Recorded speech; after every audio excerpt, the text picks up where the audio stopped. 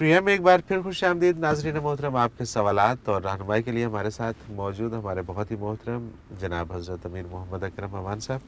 حضرت جی اگلا سوال رافع سیالکوٹ سے. ان کا سوال ہے حضرت جی آپ نے ایک پروگرام میں فرمایا تھا کہ جو شخص عمرہ کرتا ہے اس پر حج فرض ہو جاتا ہے.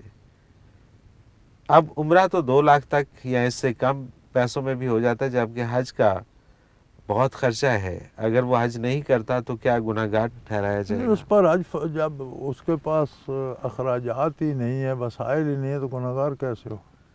ٹھیک ہے. اگر وہ عمرہ کر لیتا ہے، اگر عمرہ کرتا ہے تو شرعاً یہ ثابت ہو گیا اس کے پاس فرصت بھی ہے، وسائل بھی، وسائل بھی ہے. ٹھیک ہے. تو اس پر حج فرض ہے. ٹھیک ہے.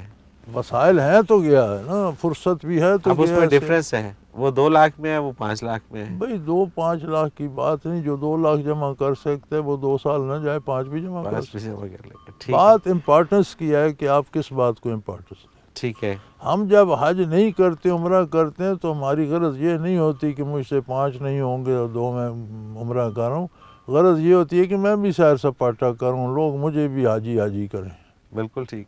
بالکل تو اس ٹھیک. کی ضرورت نہیں ہے. اللہ کے لیے جانا ہے، 2 لاکھ جمع کر لیے تو 1 1.5 سال 2 سال انتظار کر لو، 5 جمع کر لو.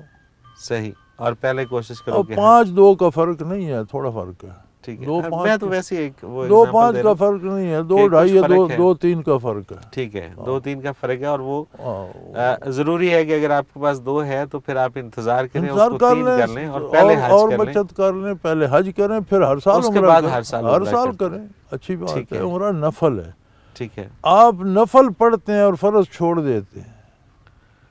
یہی لوگوں کو سمجھ نہیں یعنی آتی. آپ یہ کہتے ہیں کہ میں نماز نہیں پڑھ سکتا، میں پڑھ ہی نہیں سکتا، تو نفل پڑھ لیتے ہیں. فرض کے لیے کہتے ہیں مجھ میں ہمت نہیں ہے، میری صحت ٹھیک نہیں ہے، میرے پاس نہیں ہے، میں نہیں کر سکتا. یہ کیسے؟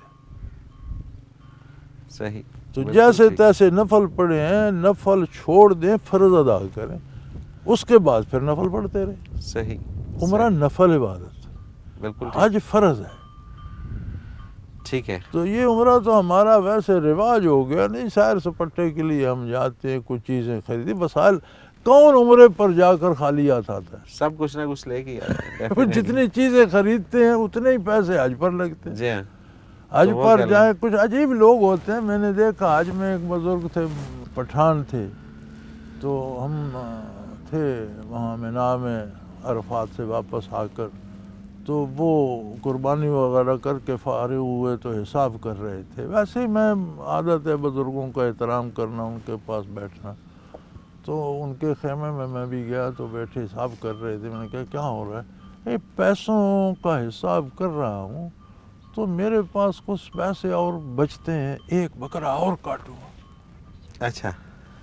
یعنی اتنی قیمت میرے پاس سرپلس ہے کہ قربانی کر چکا ہوں، لیکن 1 بکرا اور خرید سکتا ہوں، 1 بکرا اور 1 بکرا اور کاٹوں گا.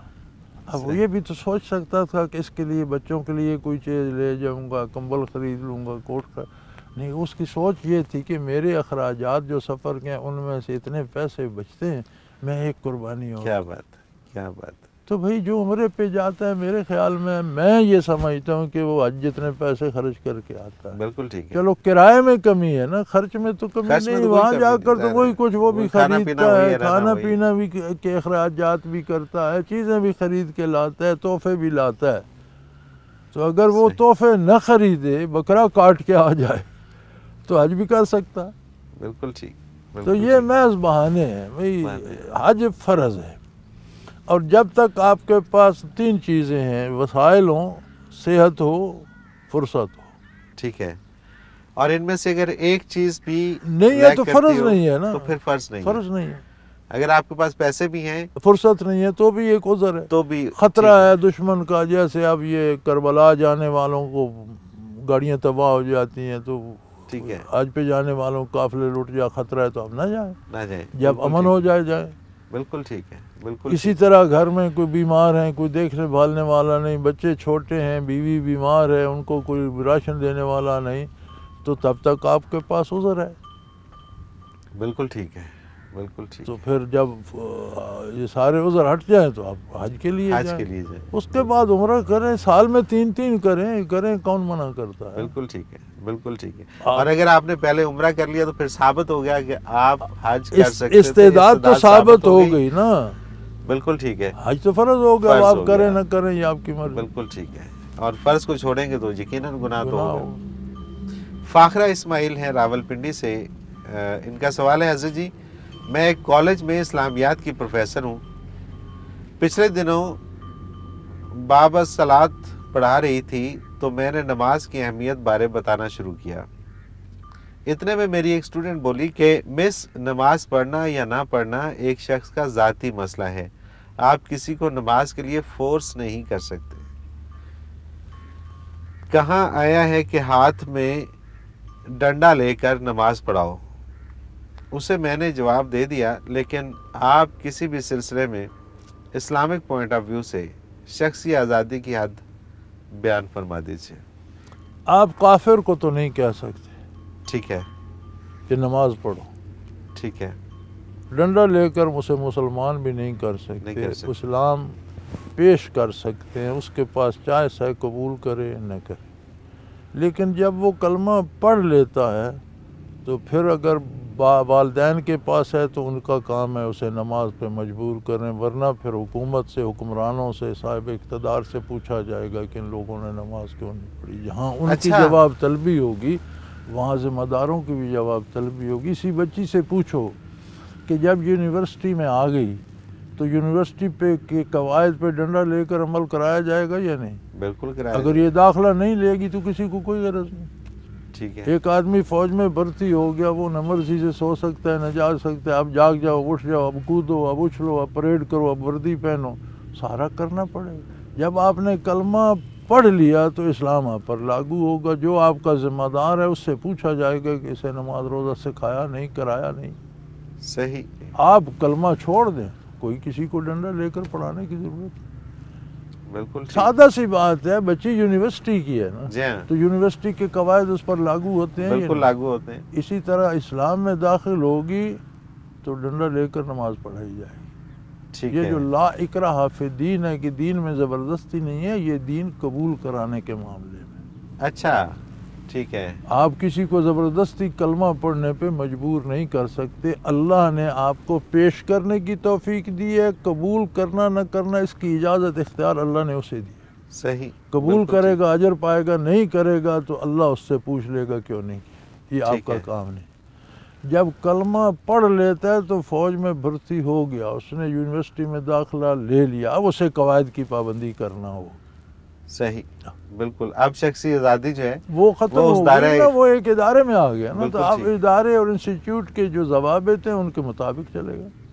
بالکل ٹھیک ہے. اب اپنی مرضی نہیں چلے گی, اب وہی قواعد و ضوابط. یہ کہاں لکھا ہوا ہے کہ آپ یونیورسٹی میں داخلہ تو لے لیں لیکن کام اپنی مرضی کے کریں؟ کہیں لکھا ہوا ہے؟ مطلب شخصی آزادی ہے کہ جی آپ کلاس اٹینڈ نہ کریں, آپ چلے جائیں, یہ شخصی آزادی ہے؟ یہ شخصی آزادی ہے, پیچھے نام کاٹ دیں گے, دوبارہ داخلہ ہی کوئی نہیں دے گا. جی ہاں, آپ 4 دن نہ آئیں, یہ شخصی آزادی بھگا دیں گے یونیورسٹی سے, تو آپ نمازیں چھوڑ دیں تو اسلام سے خارج نہیں کر دیں گے.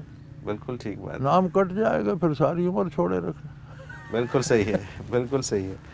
اچھا, یہ آج کل ایک تو کچھ غیر ملکی جو ڈرامے اور پھر کچھ اس طرح کے آج کل ہمارے اسکالر بھی ہیں کہ جو پتہ نہیں کس طرح سے گفتگو کرتے ہیں کہ ان کی گفتگو سے جو لوگ جو اپنے اندر ایک چیز لیتے ہیں وہ یہی چیزیں ہیں کہ جی یہ تو میرا ذاتی فعل ہے, جی اس میں تو میں جواب دوں, جی آپ کا تو اس میں کیا ہے, جی آپ جب تک کسی انسٹیٹیوشن یا کسی ادارے کا ممبر نہیں بنتے تو آپ کی ذات آزاد ہے, جو چاہے. ٹھیک ہے. جب آپ کسی انسٹیٹیوشن یا ادارے کا ممبر بن جاتے ہیں تو اس کے قواعد آپ پر لازم ہو جاتے ہیں اور لاگو ہو جاتے ہیں. جب آپ نے کلمہ پڑھ لیا تو آپ کی شخصی آزادی ختم ہو گئی. اب آپ کو اتباع کرنا ہوگا شریعت مطہرہ. بالکل ٹھیک ہے, بالکل ٹھیک ہے. شخصی آزادی جب تک تھی جب تک آپ اس ادارے میں داخل نہیں. ٹھیک ہے. جب آ گئے, ذرا ان دانشوروں سے کوئی پوچھے, انہوں نے کالجوں میں یونیورسٹی میں پڑھا ہے کیا اداروں کے ضابطے کے مطابق نہیں؟ بالکل ہوتے ہیں, بالکل ہوتے ہیں. ہر ایک چیز کا ضابطہ ہے. ہر ادارے کے اپنے قاعدے ضابطے ہیں، ہر کوئی ان کی پابندی کرتا ہے. تو میرے بھائی یہ بھی ایک انسٹیٹیوشن ہے، آپ اس میں داخل ہو گئے تو اس کے ضابطوں کی پابندی کرنا ہوگی. نہیں کریں گے آپ سے بھی جواب طلبی ہوگی، جو ذمہ دار ہوں گے ان سے بھی جواب طلبی ہوگی. اور یہ جو حکمران ہیں ان سے تو 21 کروڑ لوگوں کا حساب لیا جائے گا کہ ان کو کیسے ڈیل کیا آپ نے، ان کی بہتری کے کیا طریقے کیے، ان کے حقوق ان کو کتنے دیے، کتنے آپ نے غصب کر دیے. بالکل ٹھیک ہے، بالکل ٹھیک ہے. معاملہ سخت ہے، معاملہ سخت ہے. اور جتنے بڑے عہدے پہ کوئی فائز ہوتا ہے یہ سب نے یہ بنایا ہوا ہے نا جی، لا اکراہ فی الدین، دین میں کوئی زبردستی نہیں ہے. یہ ہے دین قبول کرانے کے معاملے. ٹھیک ہے، آپ کسی سے زبردستی کلمہ نہیں پڑھا سکتے. بالکل ٹھیک ہے، بالکل ٹھیک. جب کوئی مسلمان نماز نہیں پڑھے گا تو کیا عہد خلافت میں درے نہیں مارے جاتے؟ بالکل ٹھیک، سزائیں نہیں دی جاتی تھی؟ صحیح صحیح. تو اب بھی سختی ہو سکتی سختی ہے ہو اس حوالے سے. سکتی ہے، والدین کے ذمے ہے، پھر گھر والوں کے ذمے ہے، پھر ادارے اور حکومت کے ذمے جو ہے، بھی ذمہ دار ہیں ان کے جو ذمے بھی ہے. ذمہ دار ہے اس کے ذمے بالکل ہے. ٹھیک ہے.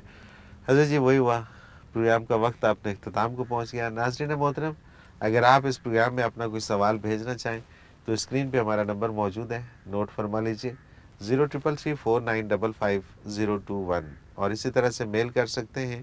ای میل ایڈریس بھی اسکرین پہ موجود ہے questions@almurshid.tv. آپ کا کوئی بھی سوال ہو آپ ہمیں اس ای میل کے ذریعے یا SMS کے ذریعے بھیج دیجئے.